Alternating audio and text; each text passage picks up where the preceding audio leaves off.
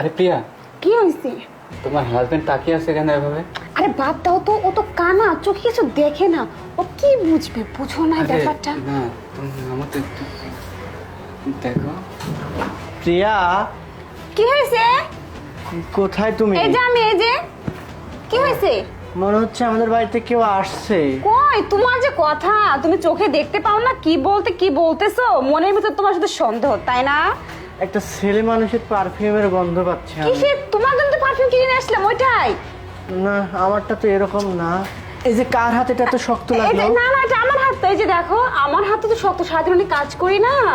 তুমি এত ঘেমে যাচ্ছ কেন? আরে গরম না, এই জন্য ঘামবো, স্বাভাবিক। কই না তো, গরম না তো। তাহলে কি? তুমি না শুধু আজে বাজে কথা বলতেছো, বুঝো নাই? না শোনো, আমার পাটা খুব ব্যথা করতেছে জানো।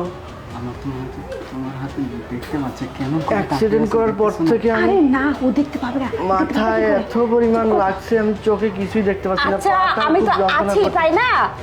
তুমি চিন্তা কেন করতেছো? আচ্ছা ঠিক আছে। আচ্ছা ঠিক আছে, শোনো, এত টেনশন করো না। কি ব্যাপার, তোমার কি দাড়ি মোচ উঠে গেছে? আরে কি আজে বাজে কথা বলতেছো তুমি?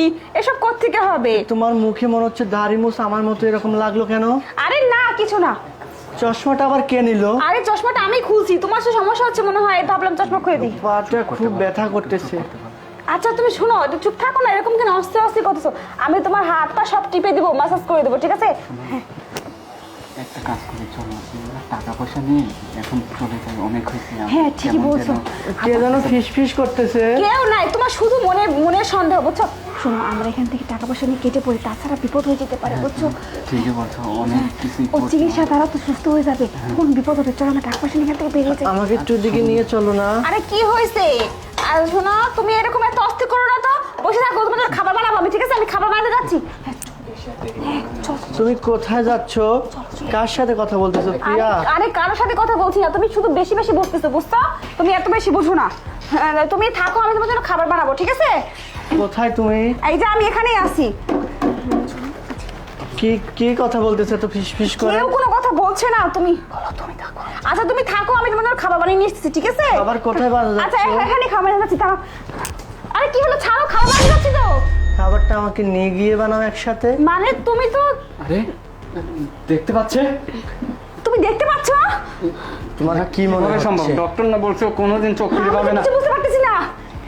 আরে আমার পায়ে একটু ব্যথা লাগলেও আমি চোখে ঠিকই দেখতে পাচ্ছি। মানে জানি না কে দেবদূতের মতো এসে আমার চোখগুলোকে ঠিক করে দিয়ে চলে গেছে।